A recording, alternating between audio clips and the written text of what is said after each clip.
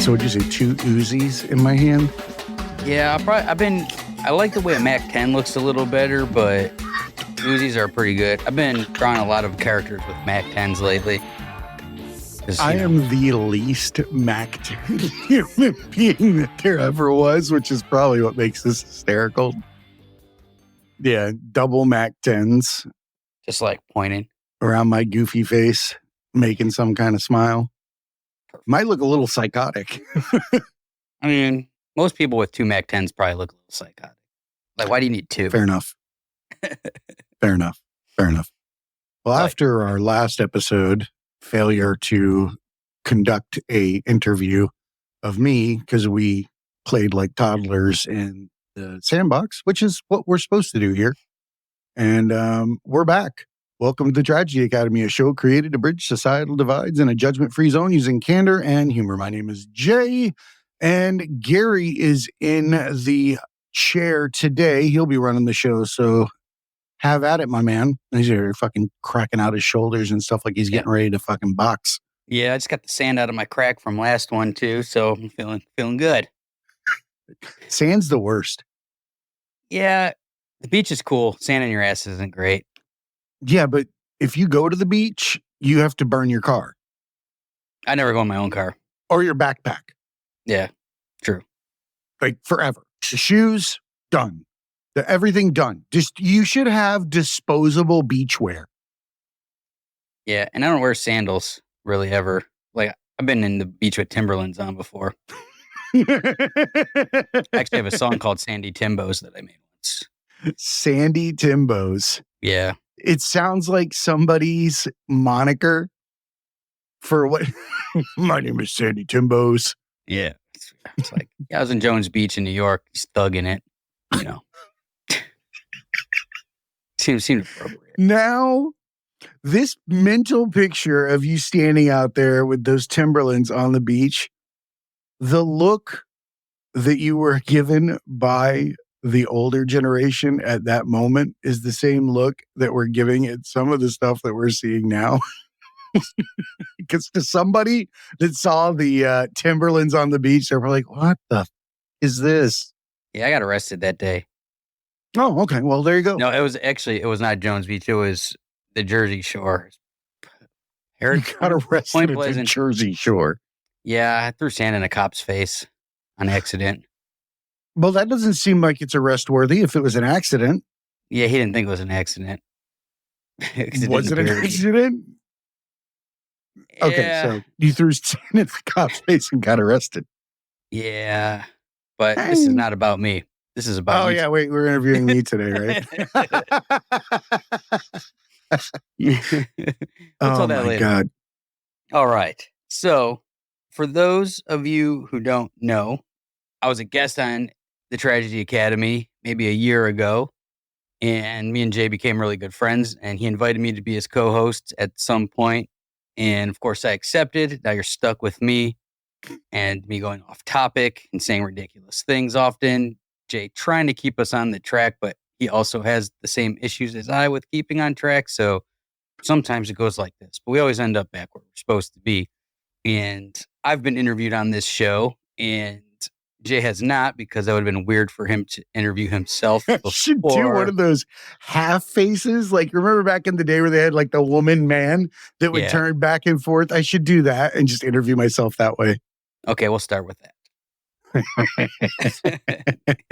That'll be a good start, and it'll probably be better than my interview. So we'll just make I sincerely doubt it. You've logged more interview hours than probably most people on the planet. I've done, I believe, close to 10,000 interviews. Holy crap! Last, like 19 I haven't done years. 10,000 of anything except for like maybe Wake Up. I don't know. Is that 10,000 times? Probably not.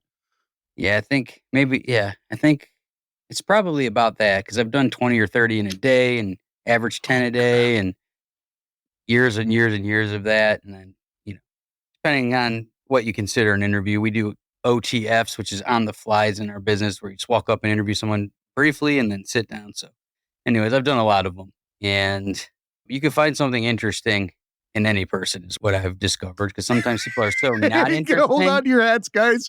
He's going to make me interesting for... Oh no, you're not. Your story is very interesting to me. No. A lot of people never do what you did, and I'll start with that. I've got to know a lot about you, but you're in corporate America, successful, suit and tie, making good cash. I like to call that golden handcuffs. A lot of people get stuck with, I'm good, I'm okay, right? And that's when they don't leave. Like, if shit's fucked, you'll change it. If shit's great, why change it? But a lot of people's like doing okay, doing good, and then they're stuck there forever, right? So, from the outside looking in, you were making money, taking care of your people, look good, had a nice car. Why do you say, I don't want that life, and I'm going to go take a risk in podcasting and something like that, if you didn't know if you were good at it till you started, you might have sucked at this. Turns out you're really good at it through a lot of hard work and some talent. But long question for, hopefully you got some parts of that convoluted question. No, I completely understand where you're coming from, because it's not what everybody does. And I appreciate the nice things that you said during that. Yeah, no, I did leave the corporate world, and a lot of people don't do that. Just like you said. For me, I'd explained before, that I come from humble beginnings, that kind of thing, and did different jobs all the way through. But yes, I did get to the corporate world.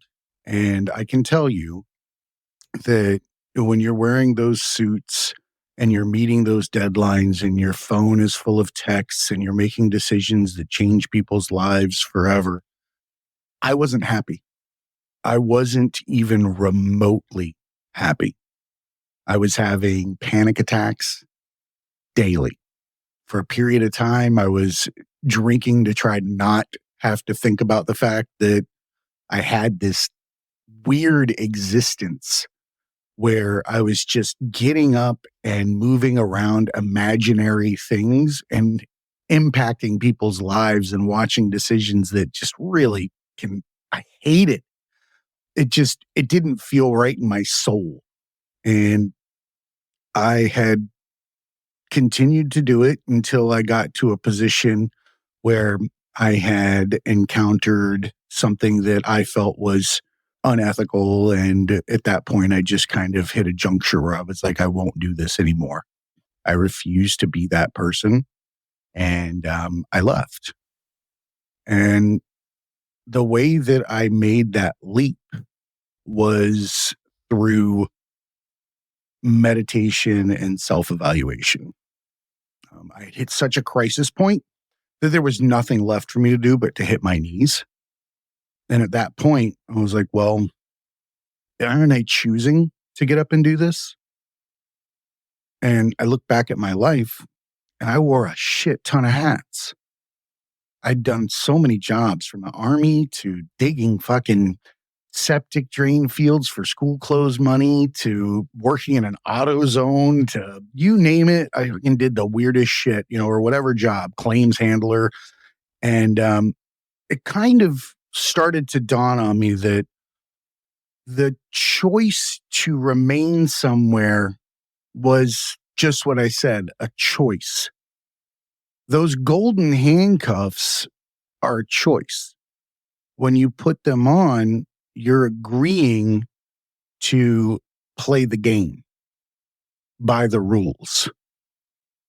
And I don't necessarily care about those anymore, because I feel like somebody gave me their own set of rules that I didn't agree to.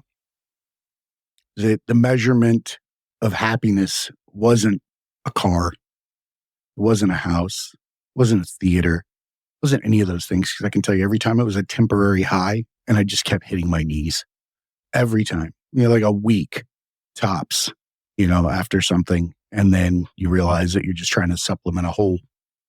And as long-winded as this is, I think it was just for me, I had gotten to a point where I refused to stay on the hamster wheel.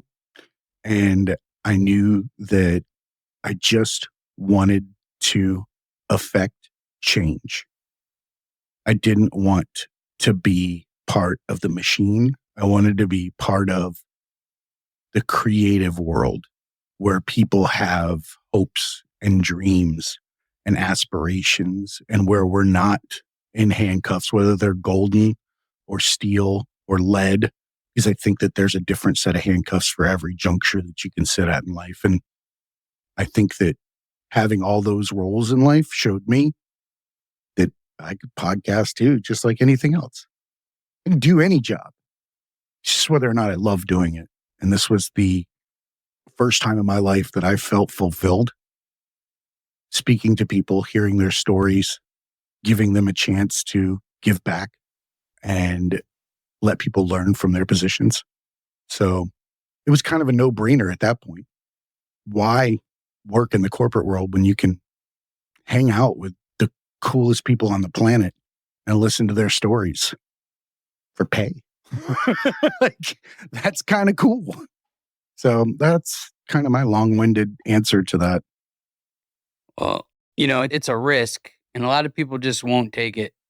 We're not taught in any school, no matter how good or bad it is, like entrepreneurship or chasing your dreams. It's all like the same formula. Like you quit high school and you either go to college or you go into a trade or you get a job. In college, you go to 4 or 6 years, whatever it is, get your starter kit job, starter kit home, work 10 years and maybe get a little better home, a little bigger mortgage. And then maybe in 30 years, you pay that shit off. And maybe you got a couple years left to go to the fucking Grand Canyon. If you're still kicking, and then you croak.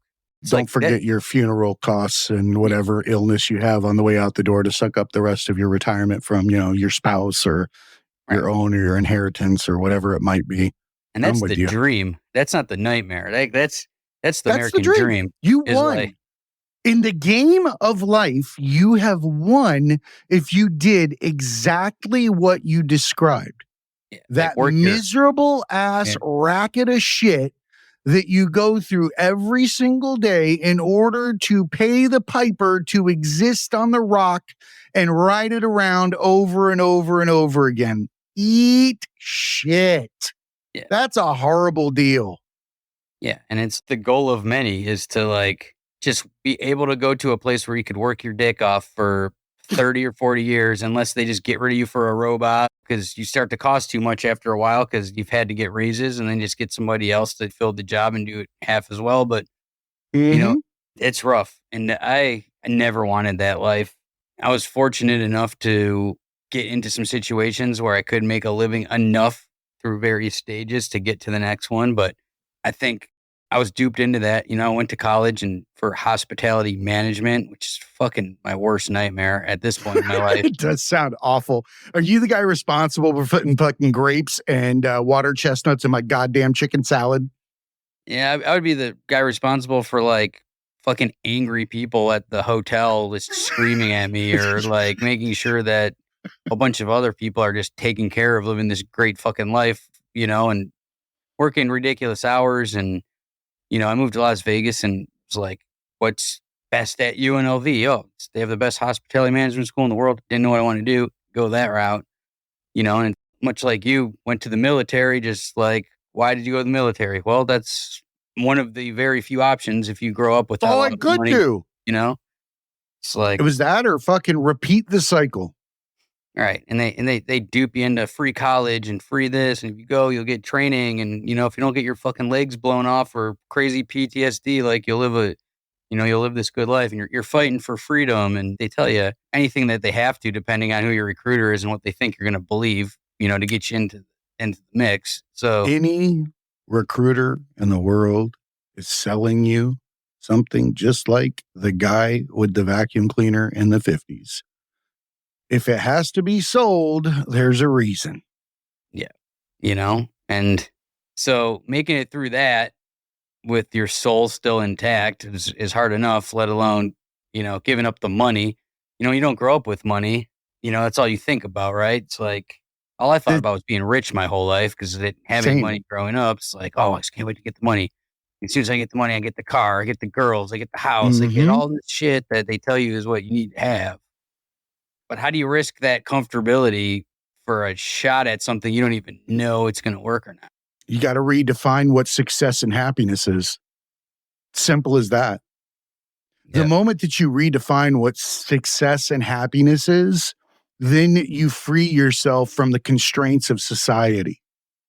Once you begin to act of your own accord and on your own free will, authentically, and as you were made, intended, whatever you're most inclined to do, money and the ability to provide, it becomes. We had Amit Singh on the other day, and he summed up the use of money as not something to covet, but more so to use as a tool to facilitate the happiness you intended to have in the first place. People get stuck in the mire, the quagmire, whatever the word is, with their need to have as many coins as possible next to them in order to prove their safety or their worthiness of being at that level. You brought up a great point, starting from the bottom.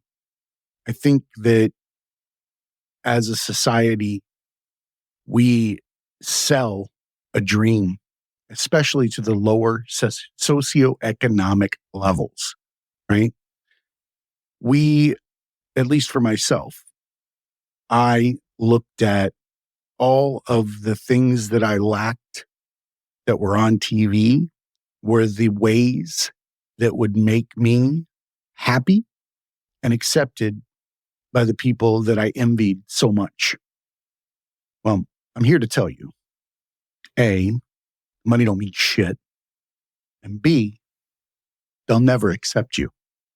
Yeah. I think it's worse now. I mean, I grew up, we didn't have much financially, but we had a lot of love and we were around each other and, I had good friends and family and everything. And we didn't have cable and there was no internet. So we had 3 or 4 No, channels, didn't watch hardly any TV. So like you didn't really see that much of this shit that you didn't have. Like we knew, there's people that had more than us, but we always had a decent place to live. We always had, I didn't have Jordans and all that shit, but my mom always said like, you're going to be clean, you're going to be neat, you're going to be matching. Might not be the best brands, but she would make sure that we looked presentable and she busted her ass to make sure that, we had, more than the bare minimum. And she was a good cook and, did these things. And I didn't realize like there's other shit. We had Nintendo like maybe a year or 2 after it came out, something like that. And then we didn't know there was TurboGrafx 16 and other shit that rich kids had. And like you didn't know like you didn't have Nickelodeon to tell you.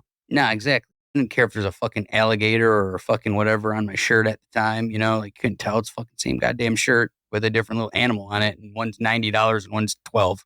So like we didn't know, but now it's like, I think it's more difficult because it's in your face. Like even us, like, Instagram, like here's all these hot chicks or good looking dudes or like people fronting like they're rich when they're not. So everyone's looking at all the shit they don't have. And then what? To impress who? And then you're miserable or you spend every minute trying to make money to show off to people you don't even know. It's an endless cycle of bullshit. There's a reason why those groups that have stayed away from society, like, monks and those tribes and things like that, they're not wrong when they say we're insane. They get up every day and they don't care about the other shit going on around. They care about their family. They care about the people around them and the gift of life, and which is aptly named the present. It is a gift and we take advantage of it. We don't live in it. And those remote groupings will look at us and say, yeah, they fly to take naps. It's true. And I'm a hypocrite all the time. I'll say Same. this and then I'll go buy another fucking $200 pair of shoes. It's like, try to not do that. And then, I don't need a Gucci belt, but if there's one I like, I'll spend $400 on it. I mean, like, why did I do that? But then I'll feel good Holy shit. where I'm wearing it. $400 on a belt? It's one of the cheaper ones. Holy crap. Dude. It's covered by my shirt. Like, I'll be covered by my shirt 90% of the time. Like for some reason, Right? I have to Well, get that like emo. if there was a part of my body that I really didn't want to call attention to, it would be my waistline. I am 40-something years old.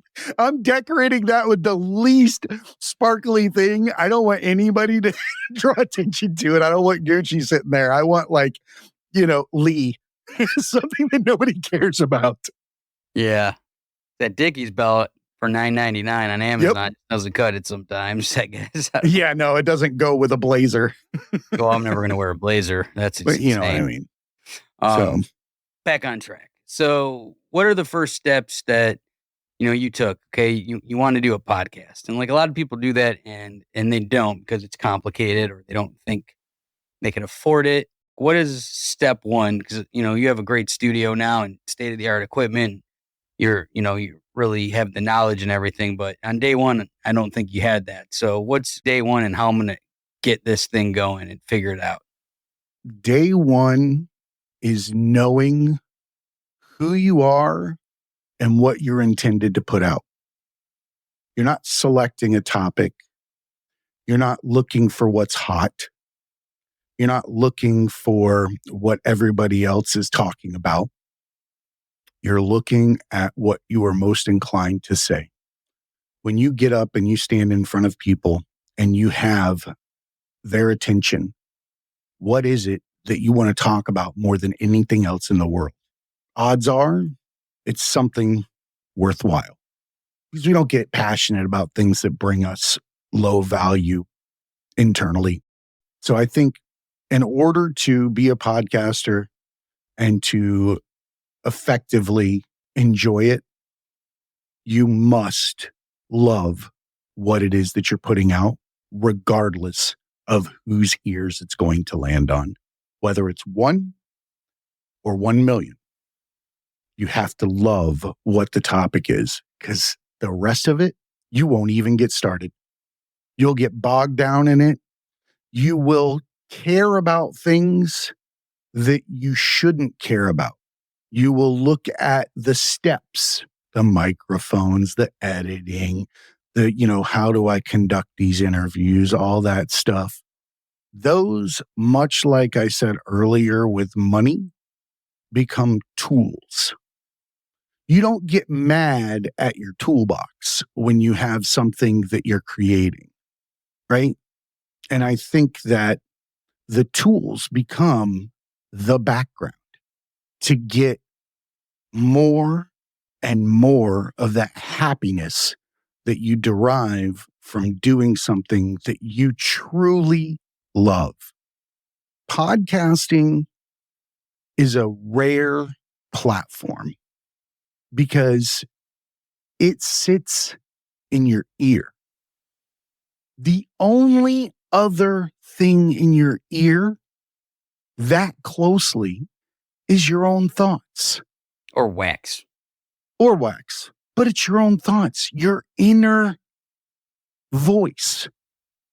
And when you're speaking from that authentic place, you're plucking strings inside of people that they don't let anybody else have. You form a familial bond with listeners. That's why live reads are so important. Nobody cares about a fucking commercial. They want to know that the person that's been talking to them in their ear for the last fucking year every day and they followed their life and the people that they're talking to that they trust is giving them advice on something that they should buy or that they might enjoy in their life. Podcasting is rare. I think we don't give it enough respect for what it has and the possibilities and capabilities of the reach. Yeah, I agree. I didn't take it as seriously as I should have at the beginning, coming from television world and having millions of viewers and tens of millions of dollar budgets.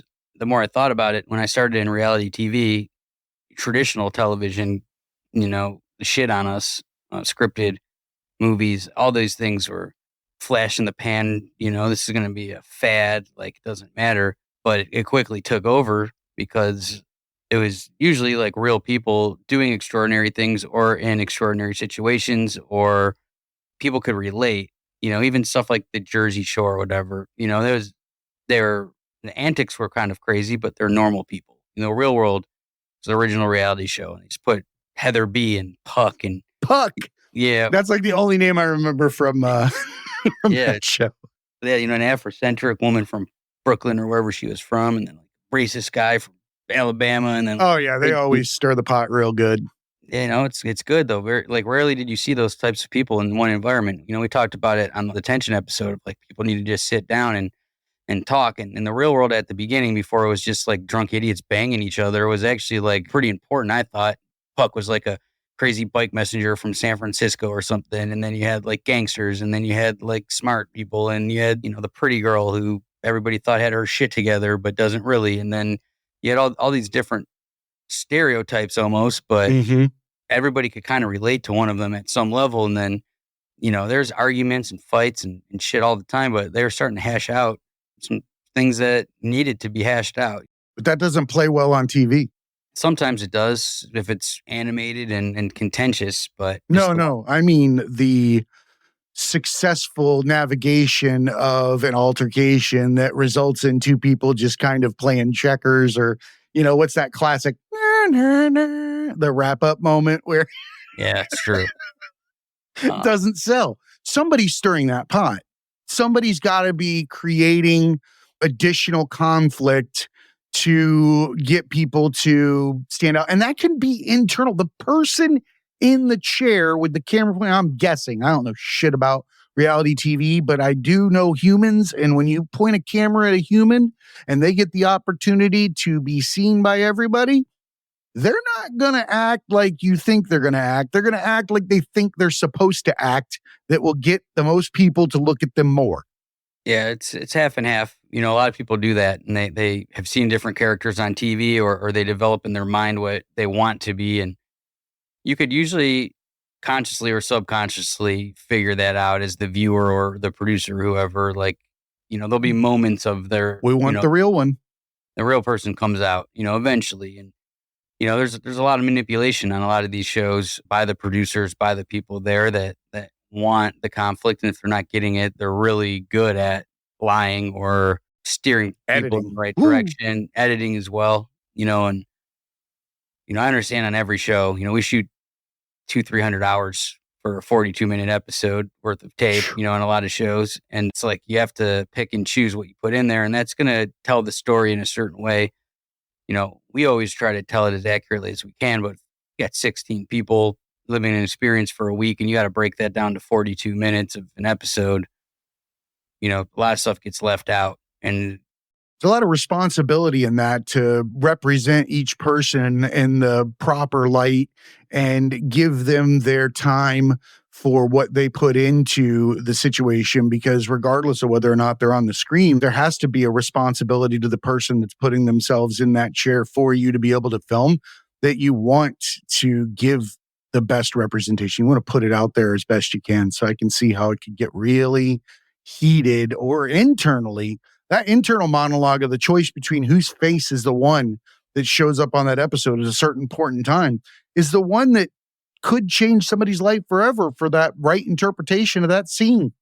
Yeah, it's true. And like people, their memory is rough too after, and, people are like, I was cool the whole time. And you put these 4 moments where I was being a dick, and then like, nah, you weren't really that cool though. That's a whole other conversation.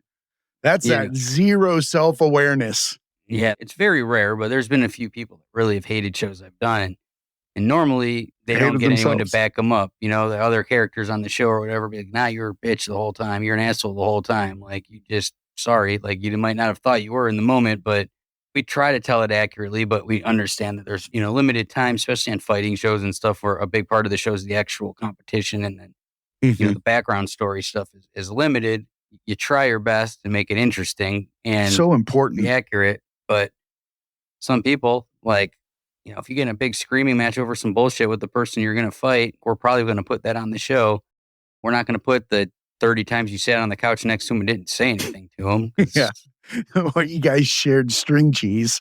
That's not going to fucking go over well. Nah, that would be interesting if you're sharing string cheese with someone you're about to punch in the face the next day. I would put that on. From string cheese to... Here you go. Here you go. That's I like the idea of two giant ass fighters sitting there, like peeling them off. That's too thick. Give me a thinner piece. yeah. What the fuck, man? You got definitely more than half. But like Why sometimes, don't you get Sargento? yeah, exactly. Like they yell out of my production assistant for getting the wrong string cheese. We had a guy like almost attack a guy for getting gummy bears instead of gummy worms one time. What? Yeah, Like, just put him in a line. yeah. Like, But like on does the he other not side, bite them? yeah, but like on the other hand, it's like a guy that can't go shop for himself. He's trapped in his house, maybe just lost, maybe just got injured, like missing his girl, his kids. And This the is one thing he true. wanted that day was his fucking gummy worms, and he got gummy bears, and he's at his breaking point because live Gummy bears 16 can be dudes your in a breaking house. point. Yeah, I mean, it's in the moment you're like, fucking this guy, Jesus Christ, man. That's Like, but First of all, that needs to be a t-shirt. Gummy bears could be your breaking point. yeah, I mean, And then on top of that, that's one of the most important things to remember when we're watching all of these amazing videos of people melting down all over social media over what we deem as something stupid as shit, but in reality could be after a 3 family member death and everything in between. And all they wanted just that one time was a goddamn caramel macchiato. And they can't get it right because the person at that particular moment was giving them nothing. yeah, They could literally not be doing anything wrong, but it is just the moment. It has come to this moment in time where I am finally going to revert back to my 5-year-old self and have my meltdown. yeah, We're all going to watch it and we're going to give it adult consequences, but it's the fucking same. yeah. I mean, it's like the outside looking in. It's always, like your situation, people looking at your corporate life, and this guy's got it all, and he's got a fucking nice suit and a nice car and like everything. And then like people will think you're crazy for giving that up and just trying some shit that may or may not work, And it's like, but that person that thinks that's crazy is probably stuck somewhere where they fucking hate it and they're working for the weekend, if that, so. Why? I know why I did it, because it was sold to me. It was sold to me as pill, the pill that would make me happy. Like if I swallowed that, or if I just had what everybody else had that I didn't growing up, maybe then I won't be depressed or sad or, envious of other people's happiness and things like that. And simply not the case. Yeah. It's podcasting for me. It's music. For me, it's those two things. It's being able to see the look on people's faces when they feel relieved or they feel heard, or when they get feedback from how they impacted somebody else's life, things like that. For me, the show is giving people that opportunity to share what was so hard for them, but they successfully navigated, and a way to allow them to feel the fulfillment of giving something back. Yeah, I learned something from every guest we have, whether they're an old lady or a young guy or someone from a totally different country or state or socioeconomical position or job or life, from a Major League Baseball player to, chiropractor to, to It's fighters. wild, isn't it? They've all had experiences, where they've learned something, or, you could learn a lot from other people's mistakes too if you're paying enough attention. And chiropractor on here was like killing it, right? The guy's millionaire or something close, and then he just takes a left turn. Why would you do that? You went to college and grad school and you did all these things to get to this job, and you're just making so much money. And like, why the fuck would you just not want to do that anymore?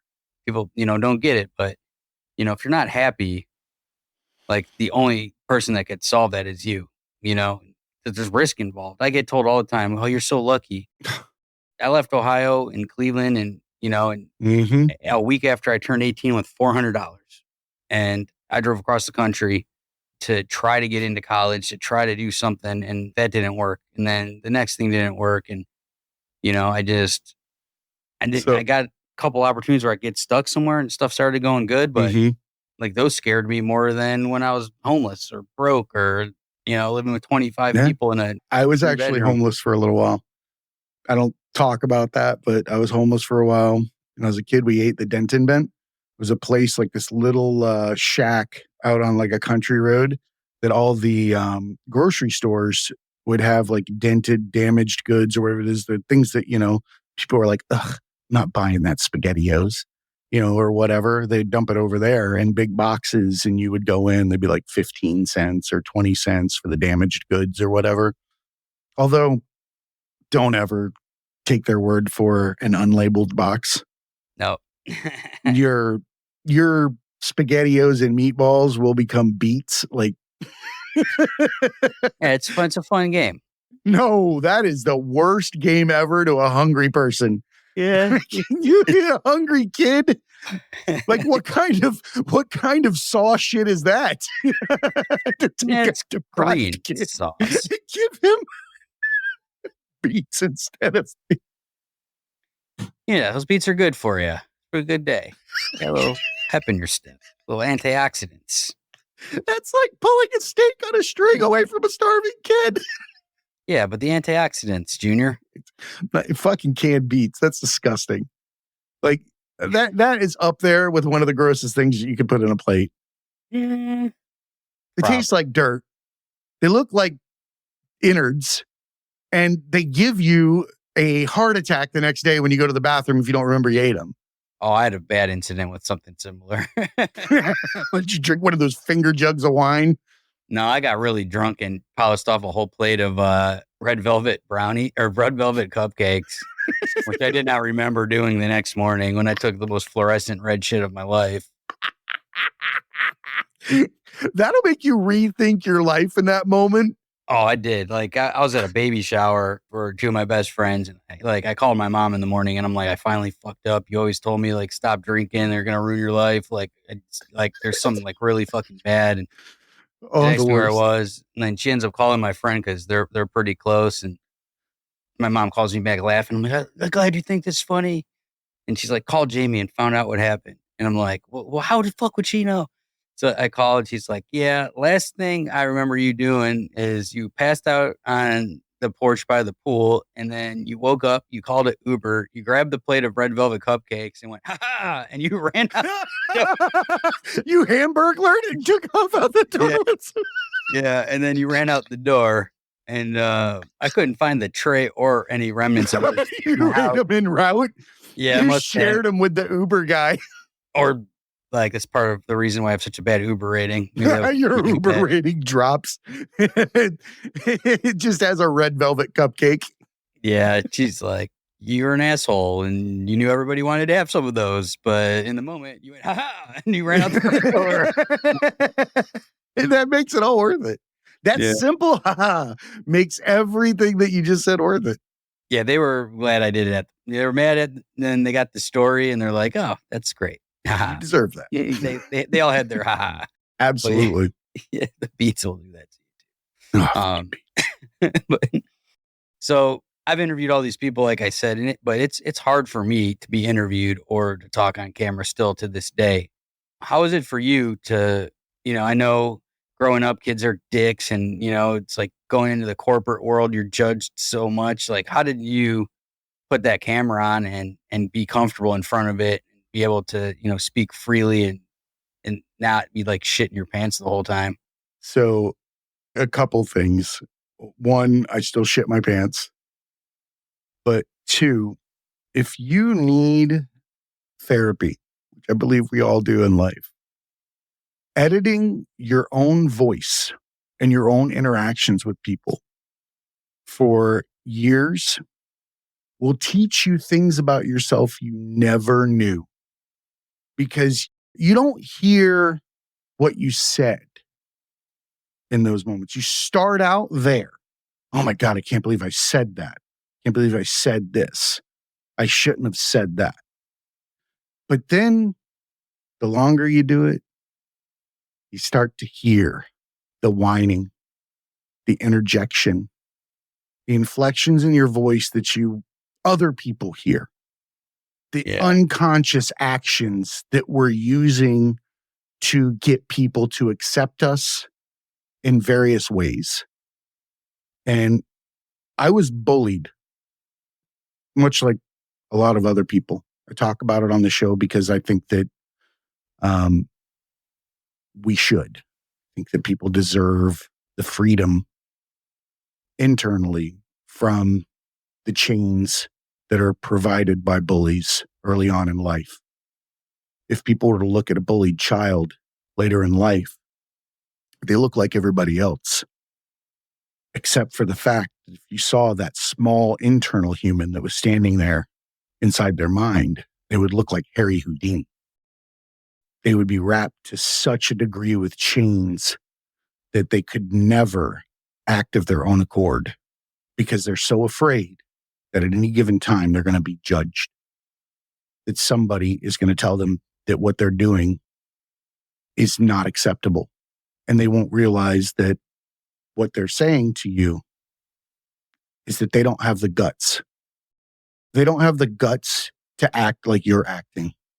They don't have the guts to believe in themselves and be authentic. They don't have the guts to be judged. That's what people are doing. They're telling you you can't do it because they refuse to do it themselves. Yep. And in many ways, it's cliche as fuck, but misery needs company. People that are stuck in a miserable existence are the ones, never anybody that's living their dream tells you not to live your dream. It's always the person that's just life sucks and they don't know what their dream is or don't want to go after it or don't want to change it. Beat out of them. Yeah. You knew you were supposed to be something from the day you were born. You may not have had it pinpointed, but you were inclined to do something. I bet if you look back on your life, it's an easy path to see where you're standing. Might look like it from the outside. Oh, this is golden. You fucking made out like a bandit, all these different things. But I bet you could look back and see your childhood, growing up in the streets, of Cleveland, seeing what that hierarchy of fighting is, seeing what it's like, the camaraderie, different environments that create different mindsets that suddenly you're standing in a group of testosterone enraged men that all have to go in there and be put in a pressure cooker to fight for the opportunity of their life. Yet you have zero issue talking to them. Shit, you have no problem breaking up their fights too. I mean, like exactly 10 guys fighting for years. I was the only one allowed to break up fights. Like I wouldn't let any of my production assistants or somebody go in there and, it's pretty much my role, but they also knew that I'm not going to ever sue anybody like against my religion to call the authorities for any reason. So if I get knocked the fuck out, like I know what I signed up for, I'm going to jump in the middle of that and not going to put some kid whose first day is in harm's way, I'm going to go handle leadership. that myself, like luckily this season of this slab fighting, my boy Cole, who's 7 feet tall as my right-hand man, and guy Evan. Holy crap, dude. 7 foot tall. Do you have any pictures together? I do. I'll show you one. It's crazy. But I'll tell you, everybody's given the opportunity to not do that. And, the other producers on the show is a Colombian girl named Marissa, who's about my size, a Jewish kid from the Bay Area, is maybe 5'8". Didn't hesitate. They got in there, broke shit up, handled situations. We never stopped rolling the cameras. Crazy people just dispatched out the front door. Camera crew comes back in the back. Like, we just adapt and overcome. Yeah, like everyone had their like different method of dealing with it. Evan was like the very calming, pragmatic guy. Like was able to in the chaos still like explain like exactly. Oh, that's an ADHD guy. Everything. He's just very, very good. And Marissa would come in like over there, fucking stop.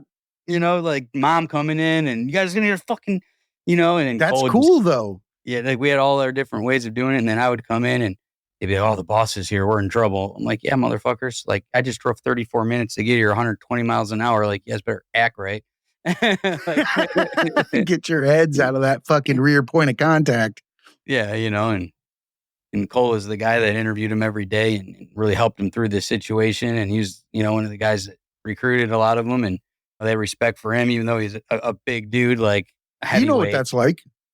You build a relationship with these guys when you're, or these, fighters, when you're asking them questions at the pinnacle of their opportunities in life, there's got to be a bond that's formed in that scenario like no other. Yeah, we become their therapists. I'm really good friends with a lot of the people that have been on the show before, and a lot of it came through the interview process of, Kimbo Slice. Like, I used to interview him for 2 hours a day, like every day. I mean, hardly any of it made the show, but like that dude, he missed his family and home more than anybody, and he looked tough, but when he wanted to, he needed to have some vulnerability or whatever, he would come to the interview room and get away from all the savages in the house at the time, and that guy, I picked him up for the first time at the hotel to bring him onto the show. And, I went in the hotel room, he had like 30 thugs in his hotel room, like his gold fronts, beard, chains, like huge dudes, just ice grilling me the whole time. And I was like, this is a little, I don't even know, and we got in the car and Kimbo was like, yeah, my manager said, I don't got to follow all the other rules. These other motherfuckers got to follow. Like, I could watch TV. I could call my daughter. Like, I could do all this shit. And I was like, he's like, I don't want none of that shit. He's like, no matter how hard I beg, no matter if I threaten you, he's like, you better never give me one thing that the other motherfuckers don't have. He's like, I don't want any caveats. I don't want any asterisks. I don't want any of that shit. I'm gonna win or lose this with these, and that's it. And I was like, oh shit, man, that's not what I was expecting. And that's perfect. And I was like, damn. And he tested me on that a few times. Like, man, I just come on one call, man, one call. I'm like, nah, man, like, you told me. Yeah, I'm like, I'm not going to do it, man. It's not right. And you'll regret it and I'll regret it after. And he never got like too upset about it or anything. He was grateful in the end, I'm sure. He was. Like, we became really good friends after that. And, it's a sad, rest in peace, sad situation. But, it's his real self came out in those interviews. There's a certain amount of posturing you have to do in the house with potential opponents and all the alpha males in there. But most people eventually just tell their real life and real story and what they're scared of or what they're excited about. Like, if you're good at it. And, I just have conversations with people instead of like a list of questions or try to get them to say something that I want them to say. Ugh. Like it. I couldn't do a script or a list if my life depended on it. Every time I've tried to do something similar to that, it sounds like a robot. I trip over everything. I don't know. I cannot have an agenda in these scenarios except for something high level, very high level. And then I'm just going to kind of roll with it and take it where it goes.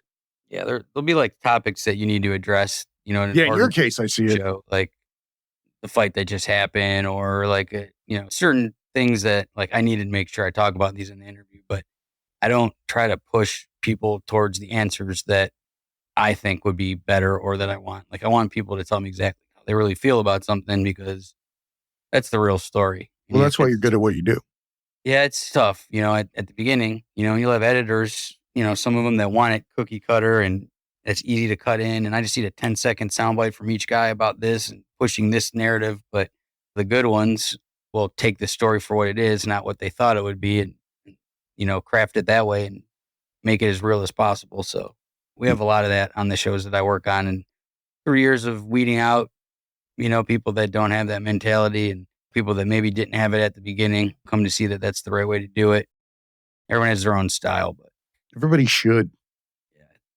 Everybody should have their own style. I mean, if we're going to be creators, mimicry is the weakest form of fucking flattery, if you ask me. Yeah, I think, there's things you could learn from people and take those qualities or those lessons and kind of mesh them into your, your world. Take the message that somebody gives you and you show a parallel effort to what it is they got to get to their creative pinnacle, whatever that was. Don't recreate what they made. That's stupid. It's boring too. Fuck. Yeah. And I can't think of anything less horrifying now than having to make the same thing over and over and over. I would lose my shit. No two shows on the Tragedy Academy are similar. Like the art and all the stuff that comes out of the show, the music, all that kind of stuff, it will never be the same all the time, like on social media and all that kind of stuff, because I can't sit and do that. I just can't. I'm surprised that I've left the intro alone for as long as I have. Yeah, the intro sets the stage, but if you were to do the art and the music the same for everybody, like that would be a disservice to them because you're trying to take their personality and put it on, I owe them to a page or to a song, and it's tough. But I know like the amount of thought you put into it, and most people don't give a shit that much. They'll just I whatever. Oh, didn't. that looks okay. Like I didn't give a shit about anything for a long time, dude. I was self-centered, a narcissist. I treated people like shit, ran through my life with fucking the wrong goals, the wrong things, that I valued, all that shit. I'll be paying up until I'm fucking 100 doing these interviews for being such an asshole in life. It is what it is. I have to, do what makes me authentic and hope that that's the best thing that I can contribute to society. This is me being me. The rest is me being what I thought was supposed to be me. Well, and also it's like that's where the creativity comes in. That's why you do this. If I'm gonna just do the same shit every time, then what am I even doing it for? It's mental health, dude. Art, music, talking. If you want some cognitive behavioral therapy, just start a podcast. Edit it yourself. Or it's people don't think they're creative. Maybe they didn't. Maybe they did sports when they were a kid, or like Kelvin. One of the best athletes I've ever met. He starts doing music. Some people would say, yeah. Some people would say, yeah, fucking guy's a fighter.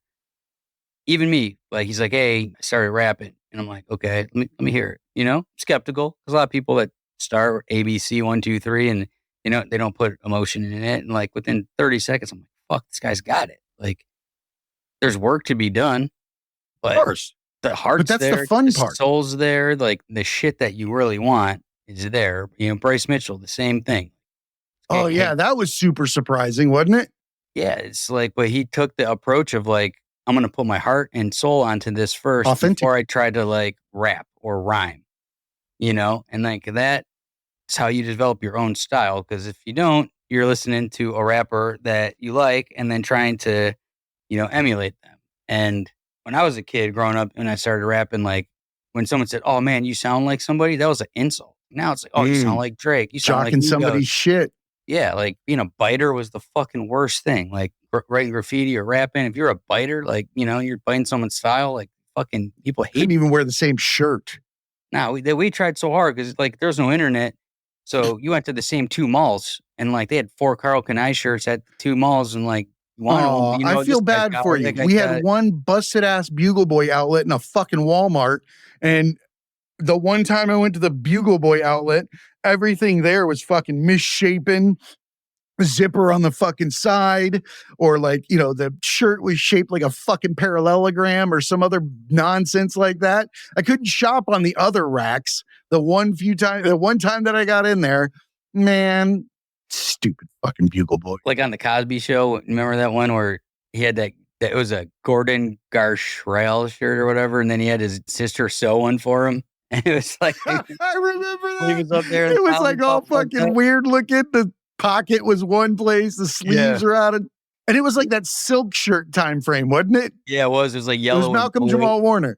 Yeah, I remember. I don't know why I remember the designer's name was like Gordon Gartrell, and they couldn't afford it. $10. What but like, if you had like confidence, you could like rock that shit. Like you could have rocked the fucking zipper on the side of your shit and having to pee all sideways. You're 100% correct. The right authenticity in that moment allows you to start a trend with zippers on the hip that you have to turn sideways to use the bathroom, and that's the cool thing. You seen these hats, dude? They have these double-sized hats now. The fucking comic-sized look like, kind of like you're getting a fucking sundae at Baskin Robbins in the 80s and the fucking helmet hat or the helmet ice cream. Yeah. They're giant. Some dude couldn't afford a hat and probably wore his homeboy with a big-ass head's hat sometime. And like, that was like... It was a football player. I'm just going to rock it all big over my ears and then... Oh, no. I'm not talking about big. I'm talking about mascot big. Yeah. This is a thing right now. These giant hats, if you look it up, they are selling these hats that are comically large. And people are wearing them like a normal baseball cap that's huge. Google it, please. It will blow your mind when you see this. You're a hat and a shoe guy. When you see this, you're going to be like, are you fucking kidding me? That's not I'm progressively watching your eyes take this in. I thought it was like just wearing a size like 8 when you were like a 7. No, these are like comically large fucking baseball hats. They sit on top of your head like you stole the nacho bowl. No, that's not. That's not right. This is Photoshop. It's not. It was a football player, I think, that did it first for his guy. He like fucking put it on, wore it in the locker room during an interview, and then all of a sudden everybody's walking around like a fucking bobblehead. Brian Robinson. Look at that nonsense. Nothing's real. Everything's make-believe. If that's a thing. I mean, I remember when like everyone started rocking ski goggles like in the hood where no one ever been on a snowboard or whatever. Remember that? Like on your head. Yeah, I did that shit. Like we went, I switched out some Oakley. You had ski goggles? Oh yeah, for sure. I had camouflage Oakley ones. We switched out the boxes at the store put them in the 1999 box. Oakley ones. Yeah, like I rocked those shits for a while. Like, oh, but you live up north, so it's really like as if you put on ski goggles in Okeechobee, Florida. People where I did it, like I was over the top. I had a wave cap on and like a headband, and then the ski goggles. Oh man, and, like a huge gold chain that was not really gold at all. There's a movie with Seth Green back in like the 90s, like Can't Buy Me Love or something like that, or Can't Hardly Wait or some shit. Yeah.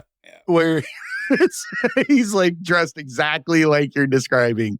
Yeah, I looked like that.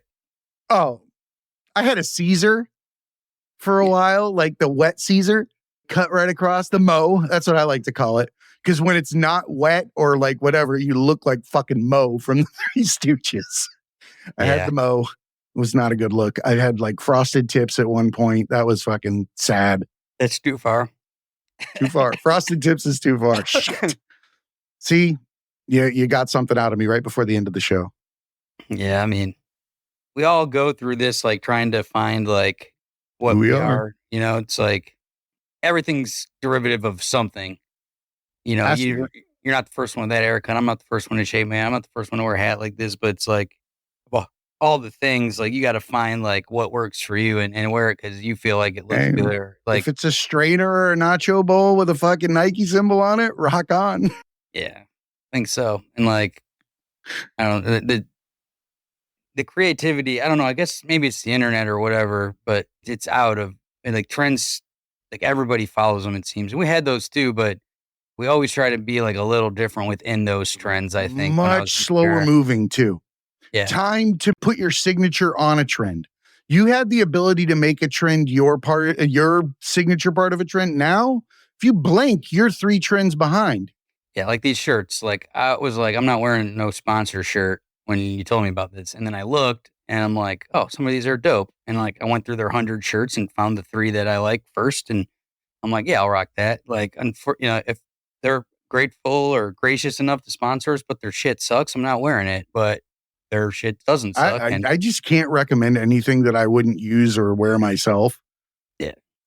I just can't. That's Into the AM actually came on my radar for one shirt.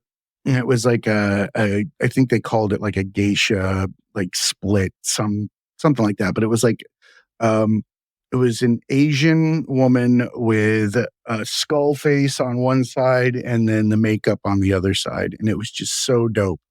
And as soon as I went into that site, I was like, man, I need to know this artist because there's so many wild interpretations of like the yin yang, the polarity, the duality. There's a ton of those in there. They look like cool neon shirts, a lot of them, but then when you really like analyze it, there's something like a message of some sort in every single one of them. It's like something that, and that's cool. And I dream about space and I make a lot of music that's like space sounding and like, we've talked about Marvin the Martian is like always my favorite cartoon. He was one of my favorites as a kid. I have a few. Yeah. When you're in a place where you're not necessarily happy, like you look up and you fucking dream about other places, and then you come back and realize like there was a lot more happiness around than you thought at the time. Like you Well, were they thinking invest of, back in the arts. Like they give back. In the last charity they did was like this one called like Elysium. And it was for, I want to say it was like inner city or areas that could not get access to arts. And yeah, they, supported that kind of community, which to me, again, was super cool because one of the reasons why I'm discovering music now is because I didn't have the same capabilities as a kid or the access to the same materials or anything growing up. Whereas if there was a program like that that had showed up my door and had like a saxophone to hand me or, a sketch pad with this or whatever it was and said, hey, look, your art is worthwhile. You have something inside of you to give to the world that's not been pre-described. it's like the best arts came from that. Like to me, I'm a graffiti and hip hop guy, and like these kids couldn't afford trumpets and saxophones, but someone scratched the fucking record and like, oh, if I do that, if I slow it down, that's a different beat. What if I had this other one? Shit, like now I got Samples. an acapella, and if I repeat that same thing over and over again, that's something different. People still don't think that's art or playing an instrument, but try to do it yourself. And then kids didn't have pads and paper and canvases and shit, but they got a couple cans of spray paint from their garage or construction site and started going on the walls and the dilapidated buildings and making them better. A lot of graffitis not necessarily attractive. But look behind me and one of my favorite graffiti artists, like this is the kind of guy that was, I from love San it. Diego and from the hood of Vegas. And like, he didn't have shit growing up, but he started to draw on what he And had, that's not on like what he anybody had. else's. No, it's completely, no, you ever see nothing like that. It's like develop your own style. And, it's like going back to the biting, like, fuck, you get your shit crossed out and get fucking shot for fucking putting some crap up in the wall that looks like somebody else's. Yikes. Like, it's probably a little extreme, but, nobody wants that shit, push, be progressive, do your own thing. If it's simple, that's cool too. If it's unique, You know what? Simple's okay because if you're doing what is authentic to you, it should be simple to do. Whether it's hard, it's simple because you're enjoying it. yeah, It's what you want to do. Everybody thinks that success requires pain, and it will happen en route, but it's not the requirement. And that's also what you define as it. it's repurposing it in many ways. I mean, the Mm, best musicians of all time have suffered tremendously. A lot of them, whether it's circumstance or mental illness or depression or poverty. But you look from the Amy Winehouses to the Notorious Bigs, the Kurt Cobains, the Bob Marleys, people that are yep. considered great. They didn't have two parents that were accountants and then go to a 4-year school and get a great job and No. marry their high school sweetheart and have two little blonde haired kids and picket fence house and everything's hunky dory. I'm just going to start making some music. Never happens. Those people Yeah. don't usually create much, it's, Yeah, there's not a long line for the chicken strip and macaroni lunch that you made for the house wrap. It has to be authentic to people's yeah, worlds. I just haven't heard that rap yet. yeah, it's out there. There's You some need people, struggle, not you a kid's menu hanging out, in the burbs. yeah. And some people have been able to make some good music out of those situations, I'm sure, but it's rare. It's mostly like, expressing stuff. Even with my music, as I've gotten older, I have less and less to talk about, because I don't, I talk about the past a lot or the future, but the present's pretty fucking good and like not really remarkable on a song sometimes. So, No, but why can't it be? yeah, it could be in some ways, but a lot of times it's like I go to work every day, I work really I know. hard, like pay my bills on time, Grinding, paying my bills, you getting know, my stacks, and blah, blah, yeah, blah. yeah, but like what got me to this point is more interesting in my opinion, and then just now it's more observational. Uh, 'Cause I'm able to Should like be. sit back a little bit and see things that you can't see when you're in the mix. It's almost a bird's eye view. Uh, That's mindfulness, my man. it comes with wisdom too. Time. Start to realize that the stuff going on around you is more of a distraction than it is an interaction. You don't have to engage with it. You can just let it be happening, and it's still going to happen whether you're there or not. Once you start to fucking grasp that, then you realize that you don't need to spend all of your time getting involved in other people's realities. You can just But I fucking do. let it roll. But Sure. observing it from the outside gives you the opportunity to help others get a macro view so that they too can, maybe affect some internal change, figure Yeah. out a direction they can go.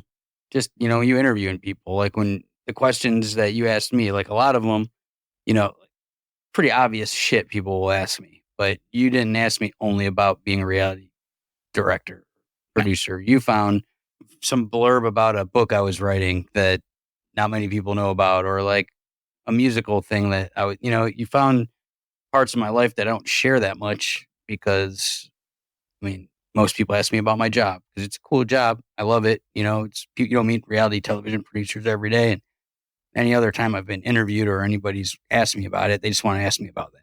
And I don't mind speaking about it, but to find the other things, and I think you do that about, with a lot of guests, it's the obvious shit. You'll touch on that, but then you go and either you discover during the interview and you kind of, you know, go towards that way, or you've done the research ahead of time. But I think that's a good interviewer, and I always tell people when I'm training them to interview, like, listen. People don't listen.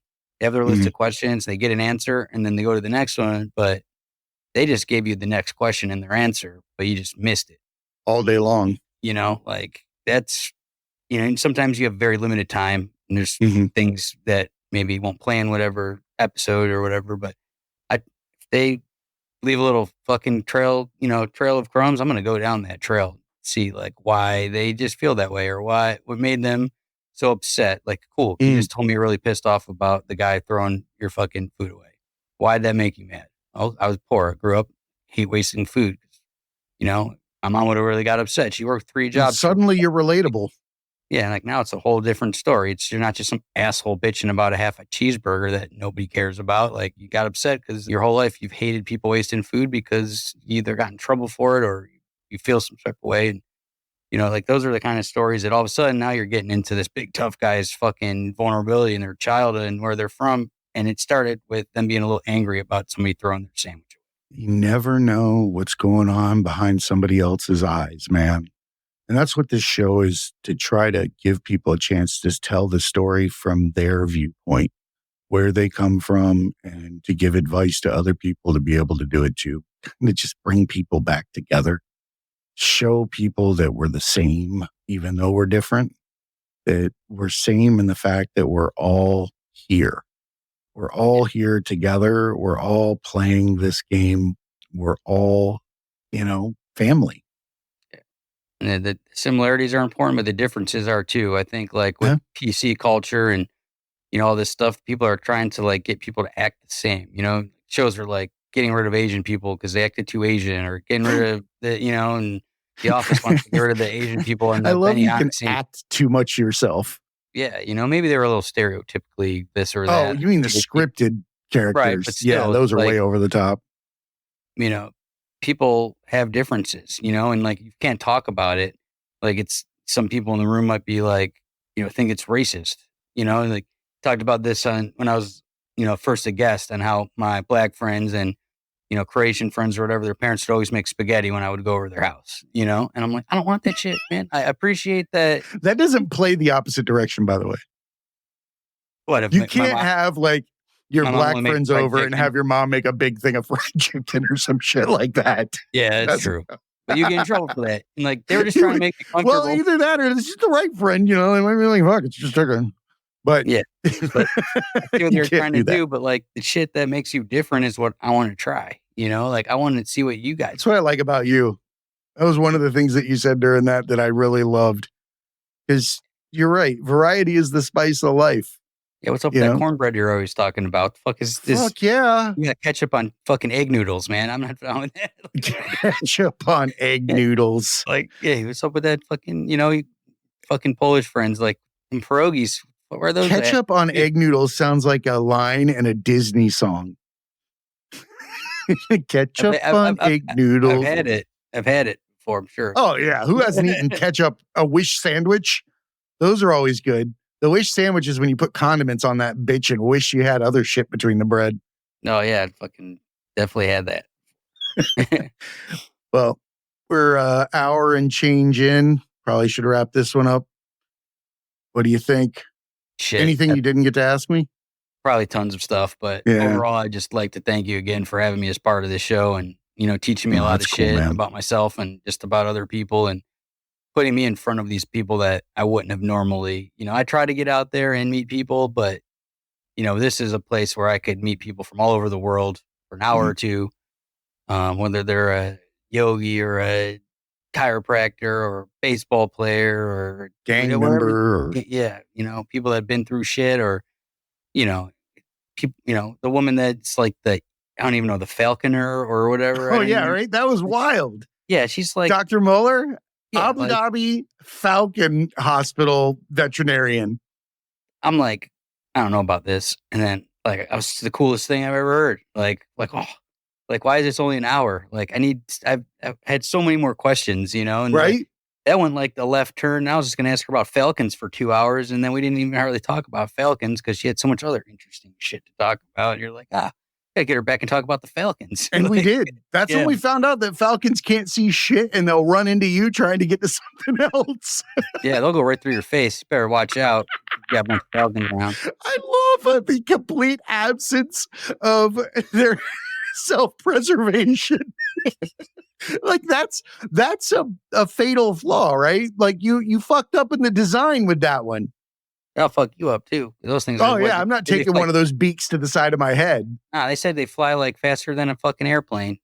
Like they're 300 miles an hour going towards your dome. Like getting hit with a fucking golf ball off the tee right to the side of the head. With a spike on it. Oh, yeah, with a spike. Like an arrow. Just feathers and shame. Yeah, 30 pound arrow going 300 miles an hour just through your whole head. What does that look like? Like if you're that one dude in Abu Dhabi, you're out there, your bird's coming back, you're in the moment, you're so excited, you see him, you call him Falcor or whatever, like the never ending story. It's coming down there, and then you have your hand up, and here comes Jeff walking right in front of you. Jeff is in Abu Dhabi. He came to that. He's like, hey, guys. Jeff has a fanny pack and a camera. He's like, hey, the Falcon coming back anytime? like a damn Looney Tunes cartoon. Just Out the back of the feet are like right here. I like this picture though. This very serious scenario going on out there, bonding with your falcon, and then all of a sudden Jeff comes by with his camera and his fanny pack, and it takes a Jeff, falcon in the face. Jeff just ain't paying attention. Oh, Jeff. Well, in memory, rest in peace, Jeff, because you surely didn't make it through that. No way. Sorry, Jeff. Before we go, likewise, dude, if you'd have told me 3 years ago that I'd be sitting, with the guy that is, having produced thousands of hours of reality TV, would come on and sit with me and mentor me in a lot of ways. And then also, allow this to be part of your creative world, because you've got much bigger shit that you could be playing with. And this hit your radar. That to me this is something I created. And to have somebody to support that, that's the biggest thing that you can do for someone. And I appreciate you for that. They will come. That's honestly what I've been doing the whole time. Just build it, they'll come. And if one person hears one of these stories or one of these anecdotes or analogies or metaphors and gets that key piece of information that allows them to turn a corner or feel a little less pain, then fuck it, it's all worth it. Yep. That's it. All right, man. Remember, everybody, be cool and keep learning. And pay attention. Yeah, and pay attention. Falcons. Don't be Jeff. Watch out for falcons, Jeff. That's my brother-in-law's name. I didn't even think about that. Just fucking annihilated him with a falcon. It's just like a common way to first.